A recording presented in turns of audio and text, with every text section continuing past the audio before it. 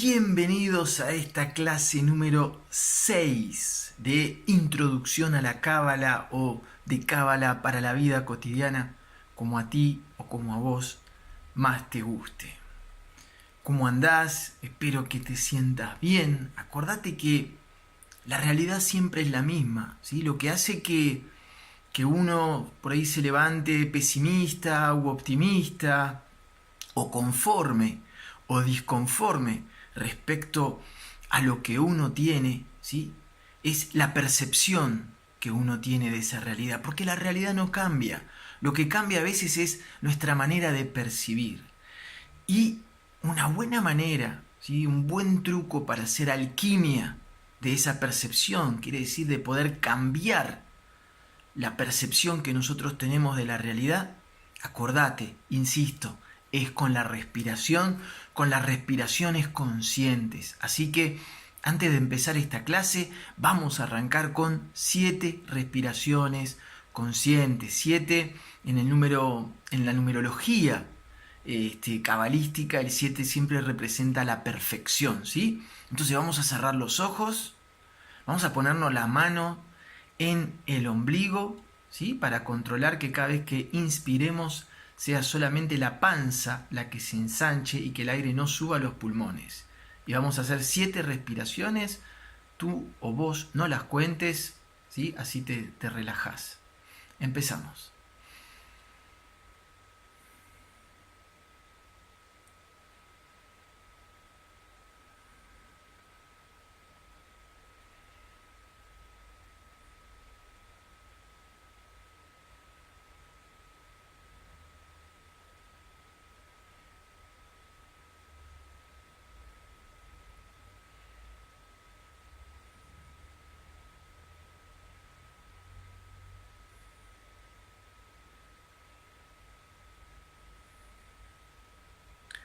Excelente, excelente. Trata de hacer la mayor cantidad de respiraciones por día que puedas.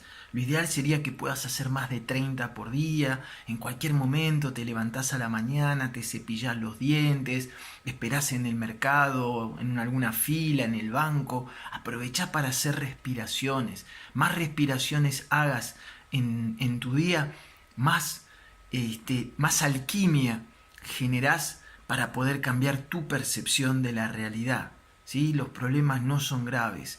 Lo que es más grave es lo que nosotros tenemos adentro, es nuestra percepción del problema, lo que parece grave. Y acordate también esto, que el karma, ¿sí? El karma no es los problemas con los cuales tú te encuentras, ¿sí? El karma se genera en cómo reacciona uno a un problema. Ahí empieza el karma. Y para poder generar una reacción positiva, la respiración te va a ayudar muchísimo, ¿sí? Bien, ¿estamos listos? ¿Estamos bien power para arrancar entonces esta clase? Bien, una de las primeras cosas que quería charlar, ¿sí? Es la diferencia que existe entre el animal y el hombre, ¿sí? Muy importante, ¿por qué? Porque justamente, ¿sí? Ahora nos vamos a explayar en esto, pero cuando el ser humano pone en práctica la gran diferencia que hay entre un animal y un ser humano, es cuando mejora su vibración, ¿sí? Pero para eso tenemos que definir cuál es la diferencia. A ver, empecemos. Hay algunos que dicen que, si yo te pregunto cuál es la diferencia entre un animal y una persona, hay mucha gente que dirá la inteligencia, ¿sí? Pero después es cierto que uno ve un montón de perros haciendo un montón de cosas que demuestran inteligencia, ¿sí? En los videos, en internet, en el cotidiano, perros que se dan cuenta del estado de ánimo, perros que ¿sí? Entonces es difícil decir que puede haber ahí, que puede ser esa una diferencia. Después podemos decir, bueno, otra gente dirá, bueno, la conciencia, lo mismo. Es como difícil porque hay veces hay animales que demuestran tener una conciencia, ¿sí? Una conciencia más baja. Entonces, la Cábala, ¿sí? La Cábala nos dice que una de las grandes diferencias que hay, y la más importante que hay entre un ser humano y un animal, es, escucha bien, la capacidad que tiene el ser humano de hacer restricción, ¿sí? El hombre, ¿sí?, es del reino animal el único ser que puede frenar su deseo a corto plazo, ¿sí?, a sabiendas de que frenar ese deseo a corto plazo le va a producir un placer a largo plazo. Esto ya lo habíamos hablado, ¿te acordás? Creo que en la clase número 3, cuando hablábamos del origen del mundo, ¿ok? Lo vamos a retomar porque todo está entrelazado, ¿sí? Si yo, por ejemplo, ¿sí?, yo me quiero comer un pastel, pero sé que eso me va a caer mal, ¿sí? Entonces hago la restricción, respiro y logro controlar ese deseo a corto plazo por un placer a largo plazo, eso es la restricción, ¿sí? Ahí es cuando estoy aplicando la diferencia entre un animal y un ser humano, ¿sí? El animal no tiene la capacidad de hacer restricción, el animal no puede frenar, ¿sí?, sus deseos a corto plazo, que son los deseos de la nefesh, que es lo que habíamos dicho, la parte más animal que tiene el alma del hombre, y habíamos dicho que los animales tienen nefesh, ¿sí? Entonces el ser humano es el único animal que puede justamente frenar ese deseo a corto plazo. Un perro le das comida y come hasta explotar prácticamente, ¿sí? Al animal le cuesta mucho hacer la restricción. Cada vez que el hombre, ¿sí?, permanece haciendo una restricción, se está empoderando porque está como aplicando su esencia divina. ¿Te acordás lo que habíamos hablado de luz a corto plazo y luz a largo plazo? Esa capacidad que tiene el hombre en transformar la luz a corto plazo en luz a largo plazo, eso es lo que lo diferencia del reino animal. Y cada vez que nosotros, ¿sí?, ponemos en práctica esta diferencia, es cuando aumentamos nuestra vibración, ¿sí? Entonces celebremos esa capacidad de restricción que tenemos los seres humanos, ¿sí?, que nos diferencia de los animales, porque cada vez que la aplicamos, vibramos mejor. Y también ten en cuenta, ¿sí?, que el mal, tal como lo entendemos en Cábala, recordamos que el mal, ¿sí?, como lo entendemos en las sabidurías ancestrales de todo el mundo, el mal simplemente es un deseo egoísta.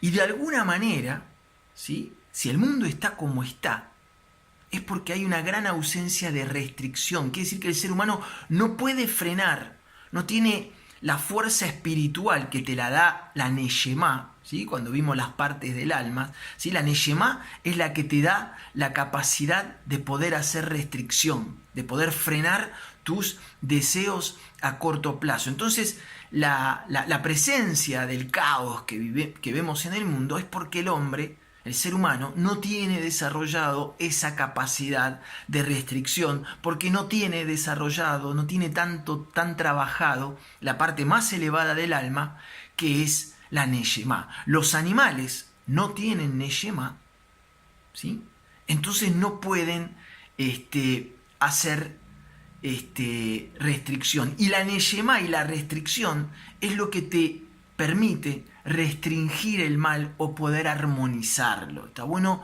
hacer consciente esto. Y además, ¿sí?, otra cosa que es importante, fíjate cómo todo encaja. ¿Te acordás que habíamos hablado en las partes del alma, que la nefesh era la parte que el hombre, era una parte del alma que los animales también tenían, que estaba relacionado solamente con las necesidades básicas, ¿sí? Entonces, el hombre es el único animal, ¿sí?, que puede encontrar placer más allá de sus necesidades biológicas, más allá de la nefesh. Por ejemplo, ¿escuchás? Por ejemplo, una clase de cábala, ¿sí? Cuando está bien dada, te puede generar algún placer que no tiene nada que ver con las necesidades biológicas, ¿sí? Lo mismo que la música, lo mismo que el arte, ¿sí? En general, el hombre tiene esa capacidad de buscar placer más allá de sus necesidades biológicas, y esto también es algo que lo diferencia, ¿sí? Del animal. Entonces, cada vez que nosotros ponemos en práctica esa diferenciación con el reino animal, es cuando sabemos que es nuestra Neshama la que está trabajando. Y acordate que trabajar tu Neshama, ¿sí? El día que tengas que desencarnar, ¿sí? Todo lo que hayas trabajado con tu Neshama es lo que va a quedar para la próxima encarnación. Todo lo que es Nefesh y el Ruach es también la unión de la Nefesh y la Neshama, pero en la Neshama, todo lo que vos le puedas cargar akáshicamente a la Neshama, esto es lo que te va a quedar, ¿sí? Porque es lo que nos diferencia del reino animal. Bien, hablé como súper bien de los seres humanos, y sabemos que el ser humano tiene un gran potencial, pero a veces la verdad que uno encuentra más amor y más conciencia en los animales que en los seres humanos. Pero te voy a hacer una reflexión, porque ahora vamos a decir una virtud que tienen los que tienen los animales y que los seres humanos, la mayoría, no tenemos, para que la reflexiones, ¿sí? Fíjate que el hombre, ¿sí? Llegó a una situación, ¿sí? Que se ha convertido en el único animal que permanece en un territorio, ¿sí? Y que además de permanecer en un territorio, se reproduce en ese territorio en el cual no se siente seguro, ¿sí? Ningún animal va a permanecer, y sobre todo ningún animal se va a reproducir en un territorio en el cual no se siente seguro. ¿Cuántas veces, ¿sí? Uno en las grandes ciudades y también en los pueblos, ¿sí? Uno se siente inseguro y sin embargo se queda ahí en un lugar en donde no se está sintiendo seguro. Y no solamente nos quedamos, sino que además nos reproducimos. Fíjense la locura a la cual llegó el hombre, ¿sí? Pensalo esto de cuál es el precio que tenés que pagar, ¿sí? Por quedarte en un lugar en el cual no te sentís seguro. Alguno me dirá, bueno, Damián, pero en ningún lugar nos vamos a sentir seguros. Es cierto, todo puede pasar en cualquier lado, pero, ¿sí?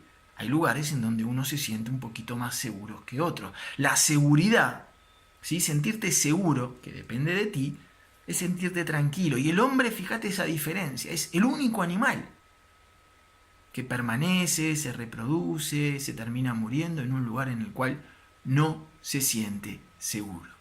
Bien, para reflexionar, son todas reflexiones, no son posiciones tomadas. Esto no quiere decir la ciudad no sirve para nada, simplemente son reflexiones, ¿sí? Para que uno las tenga en cuenta. Bien, aquí pasamos este breve capítulo, ¿sí?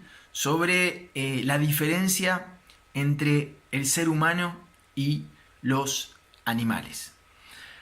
Vamos a proseguir con otro tema totalmente distinto, ¿sí? Totalmente distinto, pero que de alguna manera está relacionado, ¿sí?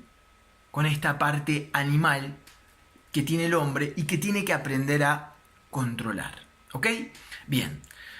Ahora te quiero hablar de algo, vamos a switchear, como se dice en inglés. Switchear es como cambiar de tema, ¿sí? Apagar, prender, pero también quiere decir como cambiar de tema. Te voy a switchear, vamos a cambiar de tema, y hoy le vamos a dedicar mucho tiempo a dos palabras que en la Biblia, y para todos aquellos que tienen un origen cristiano, ¿sí? Seguramente son dos palabras que nos han perseguido durante nuestra niñez y tal vez nos siguen persiguiendo ahora, y es muy importante sacarlas del sod. ¿Te acuerdas lo que era el sod? El sod es la parte oculta, la parte misterio, ¿sí?, que está en la Biblia y que hay que decodificar. Y esas dos palabras, ¿sí?, vamos a empezar con la primera, es la palabra pecado.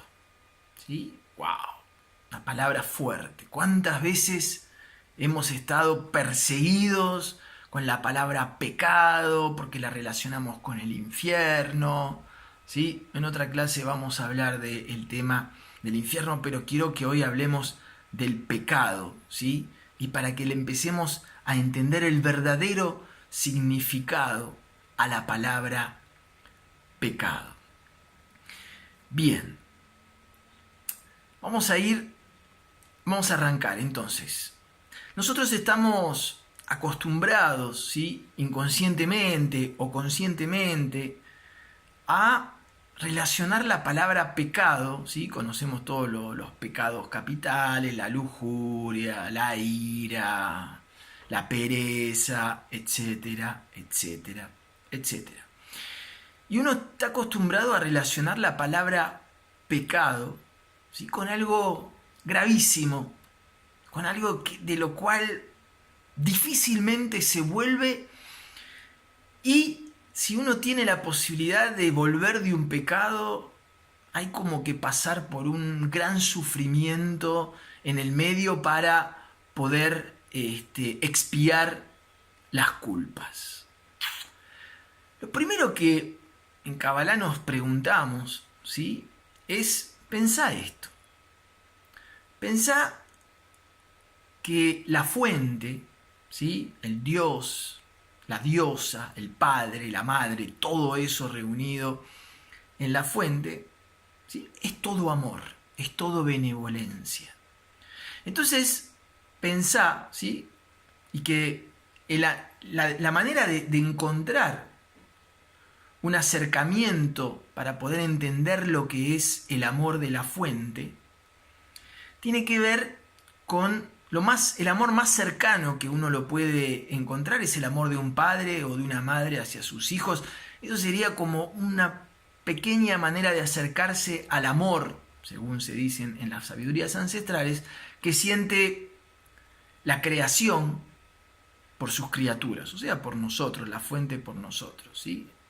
Y vos pensá, ¿a qué padre o a qué madre, cuando su hijo peca o se equivoca, le gustaría verlo retorcerse de dolor, ¿sí?, o pasar por un gran periodo de sufrimiento para expiar su culpa? ¿A qué padre o a qué madre le gusta ver sufrir a sus hijos? A ninguno, o a la mayoría. Entonces, ahí hay algo raro, ¿sí? La fuente no puede exigirle al ser humano que sufra, ¿sí?, porque ahí no hay amor. Entonces hay algo que estamos entendiendo mal en la palabra pecado y en la manera también de corregir un pecado, hacer el tikkun, como se dice la corrección en hebreo, de un pecado. Y para eso, ¿sí?, siempre digo que es muy, muy, muy importante, me acerco ahí para que sepas que esto es muy importante que aprendas, ¿sí?, que te tomes el tiempo no importa la sabiduría ancestral que hayas elegido para cultivar tu neshama, cultivar la parte más elevada de tu alma, pero es importante que te pongas, aunque sea un poquitín, a estudiar el verdadero significado de los idiomas sagrados, ¿sí? Porque si en la Biblia Antiguo y sobre todo en el Nuevo Testamento, ¿sí?, en el Testamento cristiano, ¿sí?, estaría bueno, vos sabés, ¿sí?, si no te lo recuerdo, que Jesús mínimo hablaba el arameo, que era el dialecto que se hablaba ahí en el pueblo, y mínimo también hablaba el hebreo, que era como el idioma administrativo de las tierras de Canaán, que hoy son Palestina, Israel y el Líbano. Mínimo esos dos, porque además se dice que hablaba latín y griego, pero mínimo, ¿sí?, hablaba arameo y hebreo. Y cuando Jesús hablaba con el pueblo, ¿sí?, hablaba en arameo o hablaba en hebreo. Entonces, cuando Jesús decía la palabra pecado, cuando los evangelios, ¿sí?, los evangelios decían que Jesús hablaba de la palabra pecado, ¿sí?, estaban diciendo que Jesús decía pecado en arameo. Entonces estaría bueno saber cómo se dice pecado en arameo o en hebreo, ¿sí?, y cuál es el verdadero significado de la palabra pecado en hebreo. ¿Ok? Pecado en hebreo se dice het. Esto significa que cuando Jesús decía la palabra pecado en los evangelios, él decía todo el tiempo het, het, het. Y entender cuál es la verdadera etimología, ¿sí?, el verdadero significado de la palabra het, nos ayudaría a comprender cuál es el verdadero significado de la palabra pecado. La palabra het en hebreo, ¿sí?, quiere decir literalmente errarle al blanco. Quiere decir que cuando Jesús o sus apóstoles decían has pecado, lo que le estaban diciendo literalmente era le has errado al blanco. ¿Sí? Cuando un nene estaba jugando en las tierras de Canaán con su flecha, ¿sí?, y le estaba apuntando a algo, y su papá o sus amigos le erraba a lo que le estaba apuntando, y su papá y sus amigos lo estaban mirando, y cuando le erraban su papá y sus amigos le decían het. ¿Sí? Le estarían diciendo en la traducción que nosotros pecaste. Entonces, pecar significa errarle al blanco. No es tan grave errarle al blanco. Y ahí sí entendemos más el significado de la palabra pecado, y ahí sí entendemos más que un Dios que es todo amoroso, una diosa que es todo amor, le diga a sus criaturas, pecaste, le erraste al blanco. Entonces, un pecado, ¿sí? Y esto es la verdadera definición de la palabra pecado, het, le erraste al blanco, nada más. ¿Sí? No está ni bien ni mal, le erraste al blanco. Una pregunta que nos podemos hacer, ¿sí?, es cómo de la palabra y el significado de la palabra het, le erraste al blanco o errarle al blanco, llegamos hoy al siglo XX o siglo XXI con una connotación tan negativa y tan terrible de la palabra pecado. Y ahí sí podríamos discutir que seguramente, ¿sí?, si los padres de la iglesia le hubiesen dicho a la gente que pecar es errarle al blanco, hubiese sido mucho más difícil tener el control que hoy tenían. ¿Sí? Entonces, muy importante por eso. Esto es un claro ejemplo de por qué tenés que ponerte a aprender las palabras en su idioma primigénito, ¿sí?, en su idioma sagrado, porque ahí está el verdadero significado de lo que las personas dijeron. Het es errarle al blanco. ¿Sí? Bien. Vamos a la segunda palabra. ¿Sí? ¿Qué es lo que históricamente nos han dicho en la iglesia cuál era la manera de solucionar un pecado? ¿Te acordás? Pensalo. Mientras tanto, yo respiro. ¿Sí? Pensalo. No sé si te diste cuenta, ¿sí?, pero generalmente un pecado se solucionaba arrepintiéndose. ¿Sí? El arrepentimiento era la solución para nuestro pecado. ¿Y cuál es la imagen que uno tiene del arrepentimiento? ¿Sí? Es también tan trágica como el pecado. Es algo parecido a estar retorciéndote de dolor en el piso y no poder más por ese sufrimiento que te origina la culpa de haber pecado. Entonces, cuando casi te estás muriendo de dolor, parecería que Dios o el padre de la iglesia o del cristianismo o el rabino o lo que sea, ¿sí? Después de haberte visto sufrir como un condenado, dice, bueno, ya sufriste tanto que mereces el perdón, te has arrepentido. ¿A qué Dios le gustaría ver a un hijo, ¿sí?, retorcerse de dolor y de culpa para poder ser perdonado? Entonces, no nos sirve tampoco esa imagen que tenemos del arrepentimiento. Vamos a lo mismo, cuando tenemos dudas, ¿sí? Es como cuando tenés duda en la traducción de una canción, ¿qué haces? Vas y te fijas en el idioma original, que es lo que decía, para poder tener tu propia opinión. Acá es lo mismo, ¿sí? Todo lo que yo te digo, chécalo en internet, ¿sí? No te quedes con la palabra, ¿sí? Chécalo, desconfía, ¿sí? O si querés, la desconfianza no es tan buena, pero verifica por tus propios medios para fortalecerte. A mí me parece genial. Entonces, arrepentirse, ¿sí? Cuando los apóstoles o Jesús decían, arrepentíos, arrepentíos, ¿sí? No decían arrepentíos porque no hablaban español, ¿sí? Seguramente el español recién estaban haciendo ahí en la hispana. Ok, pero otro tema. Lo que decían era la palabra teshuvah, ¿sí? Teshuvah. Quiero que hoy, ¿sí? Y la teshuvah es la corrección del pecado. Otro día vamos a hablar del perdón, que es otro tipo de teshuvah, ¿sí? Pero hoy vamos a hablar del arrepentimiento, ¿sí? Cuando decían arrepentido decían teshuvah, ¿sí? Mira, a ver, ¿ves? Así se escribe la palabra teshuvah, ¿sí? Y acá está su, perdón, acá, así se lee, teshuvah, ¿sí? Está la tav, perdón, la tav, la shin, la vav, la bet y la hei. Teshuvah, ¿sí? Esto es lo que decían. Es muy importante esto porque vamos a entender muchas cosas. Fíjate. Ok, entonces, acá es muy importante entender lo siguiente. Teshuv, ¿sí?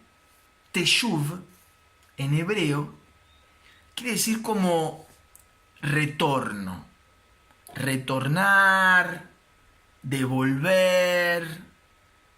Es como un retorno, reconectar, ¿sí? Es como que estás yendo para un lado y vas para el otro, ¿sí?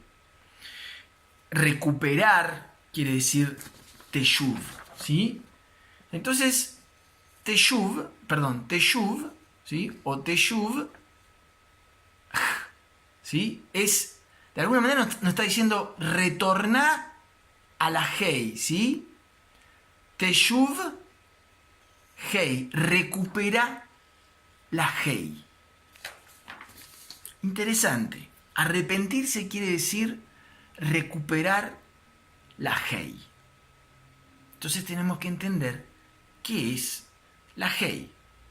Hay varias interpretaciones y es una más hermosa que la otra, ¿ok? La hei, ¿sí?, en hebreo, después lo vamos a ver, tiene como muchos significados, pero entre otros representa a la divinidad, ¿sí?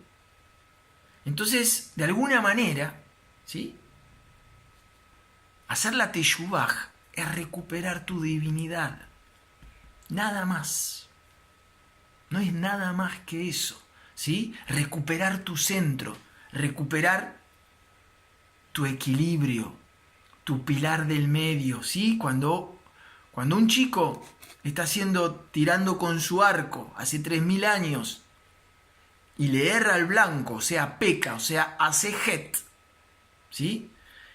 El papá le dice, tirá de nuevo, pero le dice, pará. Si vos tirás de nuevo y te apurás de nuevo, va a cerrarle de nuevo. Entonces le va a decir, pará, concentrate, respirá, ¿sí? Recupera tu equilibrio, recupera tu divinidad. Así se corrigen los pecados. La mejor manera de corregir un error nuestro, un pecado, es recuperar nuestra divinidad, recuperar nuestro centro, ¿sí? Recuperar nuestra Hei, hacer la teshuv de la Hei, recuperar o retornar o reconectarnos, ¿sí? Con esa Hei. Acordate que te decía siempre que las palabras en hebreo tienen varios significados. Yo quiero que entiendas la energía de la palabra teshuv. Es ir para un lado y volver al otro. Es recuperar algo, retornar, ¿sí? Tiene esa energía, ¿se entiende? De algo que está así mirá, fíjate que en griego el arrepentimiento se dice metanoia, ¿sí? Es muy interesante la palabra metanoia, ¿sí? Porque también, ¿sí? Es como que acordate que la Biblia se tradujo del hebreo al griego y del griego después al latín, español, francés. Y es como el teléfono descompuesto, o el teléfono árabe, o el teléfono chino, no sé cómo lo llaman, que uno se va diciendo un secreto y cuando llega al último, nada que ver con lo que uno dijo. Con las traducciones pasan lo mismo. Imagínense, del hebreo al griego, del griego al latín, del latín, bla, bla. Cuando llega a nuestro idioma, que hoy lo conocemos, está totalmente deformada esa traducción, porque es una traducción que está sin el sod, ¿sí? Sin el sentido esotérico que tenía esa palabra. Y en griego, ¿sí? Si bien ya empieza a haber, ¿sí? Una pequeña deformación, todavía es mínimo, y la palabra es metanoia. Metanoia también tiene varios significados. Por ejemplo, si yo estoy hablando y me rectifico, en griego se dice que estoy haciendo una metanoia, es como retractarse. Pero metanoia también tiene que decir mente nueva. Muy interesante, porque cuando uno se arrepiente, cuando uno hace la teshuvah, cuando uno recupera su centro, necesita tener una mente nueva, una metanoia. ¿Se entiende? Ok, entonces es importante entender, ¿sí? Que el pecado, ¿sí? No es algo grave, no es ni malo ni bueno, es algo que sucedió, ¿sí? Y que tenés que corregir. A veces uno peca para poder corregir, a veces uno se equivoca, ¿sí? Pero siempre está la posibilidad de la corrección, y la corrección no tiene que ser dolorosa. Simplemente tenés que recuperar tu centro, tenés que recuperar tu divinidad. ¿Comiste algo de más? ¿Pecaste de gula? Recupera tu divinidad y vas a ver que no lo vas a volver a hacer. Lo mismo con la lujuria, lo mismo con la envidia, lo mismo con la ira. Todo es una cuestión, ¿sí?, de recuperar tu centro. Y acordate que la respiración, en todo eso, en comer, en hacer el amor, en todo, te ayuda la respiración, ¿sí? Hacé tu teshuvah, arrepentite, pero arrepentite en el verdadero sentido de la palabra, ¿sí? No es grave. Todos los errores que cometimos, la mejor manera que tenés de corregirlo es recuperar tu centro, sacar tu energía mesiánica, ¿sí? Eso es hacer la teshuvah, recuperar tu centro, recuperar tu divinidad, ¿sí? Ese es el verdadero sentido de la palabra teshuvah. Te lo voy a mostrar acá un poquito más para que lo puedas ver. Teshuvah. Y después también, ¿sí?, fíjate que cada palabra, cada letra que compone la palabra teshuvah tiene un significado. Eso es lo que tiene de mágico las palabras hebreas, porque cada una de las letras, la energía creadora que tiene, nos da la totalidad de la energía de esa palabra. La tav es este caminito, ahora lo vamos a hablar un poquito, tiene que ver con el sello de Dios, ¿sí? El shin tiene que ver con el fuego, porque cuando uno recupera su centro necesita quemar algunas oscuridades que tiene adentro. La vav tiene que ver con conectarse a tu propia casa, ¿sí? La bet representa la casa, ¿sí? Recuperar tu hogar divino en este caso, y después la hei, ya lo explicamos lo que era. Qué hermosura, ¿no? Bien, te voy a decir otro secreto, ¿sí?, de la palabra arrepentimiento, que es todavía más cabalístico y tiene que ver, ¿sí?, con este señor, ¿ok? Bien. Acá la clave es que teshuvah significa recuperar la hei. ¿Qué quiere decir también recuperar la hei? ¿Qué hei tenemos que recuperar? Esta hei tenemos que recuperar. ¿Sí? Esta Hei. Esta es la Hei que tenemos que recuperar. ¿Conoces este nombre? Yod-He-Vav-Hei. ¿Sí? Yod-He-Vav-Hei. La Hei que vamos a recuperar es esta última. Pero primero, vamos a hablar un poquito de Yod-He-Vav-Hei. Tendríamos que utilizar una clase entera. Yod-He-Vav-Hei es una de las maneras de nombrar a las energías creadoras de la fuente. No es la fuente es el Ein Sof, ¿sí? Pero viste que dicen en la Biblia, y los dioses crearon, ¿sí? Porque la palabra Elohim está en plural, son esos dioses creadores. Uno de los más poderosos es el Yod-He-Vav-Hei, es uno de los nombres con los cuales se les manifiesta a distintos personajes en la Biblia. El otro es el Shaddai, el otro Ie Asher Ie, distintos nombres. Y el Yod-He-Vav-Hei es uno de los más poderosos. Y lo que nos está diciendo, ¿sí?, es que recuperemos la última Hei. Entonces, fíjate esto, ¿sí? Y acá ya entramos en lo cabalístico. Acá tenemos estas letras, ¿sí?, del Yod-He-Vav-Hei. Cuando uno las pone, así están en horizontal, pero cuando uno las pone en vertical, se dibuja una personita, ¿sí? Y esta personita, ¿sí?, actúa como persona, pero también actúa, ¿sí?, como árbol de la vida. ¿Ok? Mira. La Yod, ¿sí?, que es el primer simbolito, la primera letra, ¿sí?, corresponde a este mundo. La Hei, que es la segunda letra empezando de arriba, corresponde al segundo mundo, ¿sí? La Vav corresponde al último mundo.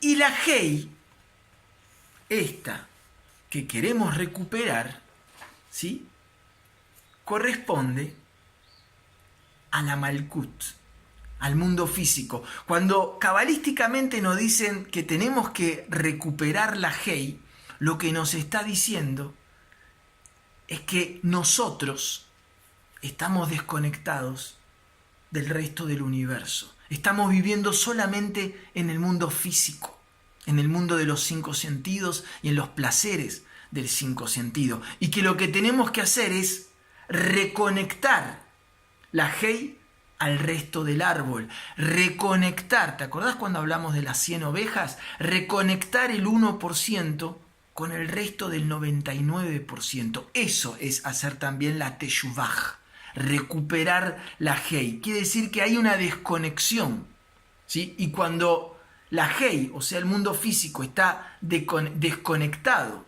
del resto del árbol, las cosas no salen bien. No nos sentimos bien y actuamos, ¿sí?, siempre